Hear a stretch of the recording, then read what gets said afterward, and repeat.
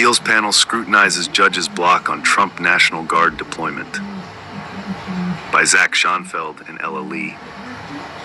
California Governor Gavin Newsom, Democrat, got a frosty reception at a federal appeals court Tuesday afternoon as it scrutinized a lower judge's ruling blocking President Trump's federalization of the National Guard in Los Angeles. The three-judge panel on the United States Court of Appeals for the Ninth Circuit appeared inclined to let Donald Trump maintain control of the guardsmen, weighing the scope of the president's discretion in times of conflict and whether the courts have the authority to intervene at all. The judges seem to believe Supreme Court precedent provides the president with broad authority to declare emergencies that can trigger the ability for him to deploy the troops. Those are maybe good arguments for the Supreme Court to reconsider those cases. Judge Eric Miller, one of Trump appointees on the panel, told California's lawyer. But they have told us repeatedly that when there is a case that is directly applicable to an issue, even if we think it has been undercut by later developments, we are supposed to follow the applicable case and leave it to them to overrule it, Miller added. The judges repeatedly stressed an 1827 Supreme Court decision, Martin v. Mott, that gives the president exclusive authority to decide whether an emergency justifying the use of military power has arisen. Samuel Harbert, California's attorney, insisted it was a very different case. If we were writing on a blank slate, I would tend to agree with you, Jennifer Sung, an appointee of former President Obama, told him. But the problem that I see for you is that Mott seemed to be dealing with very similar phrasing about whenever there is an invasion, then the president has discretion, and it seemingly rejected the exact argument that you are making.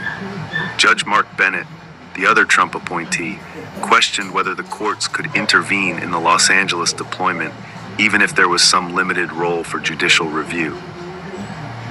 With the facts here and the language in Martin v. Mott, how can that test be met here? He asked. Trump deployed the National Guard over a week ago as protests erupted in Los Angeles over the administration's immigration raids, devolving at times into violence.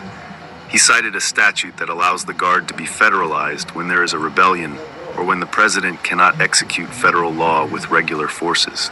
Tuesday's arguments followed a district judge's order directing Trump to return control of California's National Guard to Newsom. U.S. District Judge Charles Breyer, an appointee of former President Clinton and the brother of retired Supreme Court Justice Stephen Breyer, called Trump's takeover illegal and said it exceeded the scope of the statute. The Justice Department appealed the ruling within minutes of its release, and the Ninth Circuit panel granted the government's request to temporarily halt the ruling as its request for a longer pause is considered.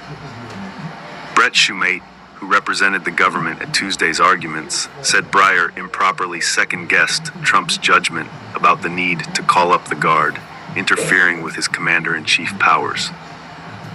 It upends the military chain of command. It gives state governors veto power over the president's military orders. It puts Article 3 judges on a collision course with the commander-in-chief, and it endangers lives, Shumate said. California also argues that regardless of whether the triggering conditions were met, Trump did not follow the statute's mandate to issue his order through the state's governor. California says that requires Newsom to consent, which he did not. But at least some of the judges appeared skeptical of that argument, too. It is a very roundabout way, of imposing a consultation requirement, said Miller. The appeals court could now rule at any time. Before adjourning, the panel noted Breyer is moving quickly to a Friday hearing on whether to grant a longer injunction.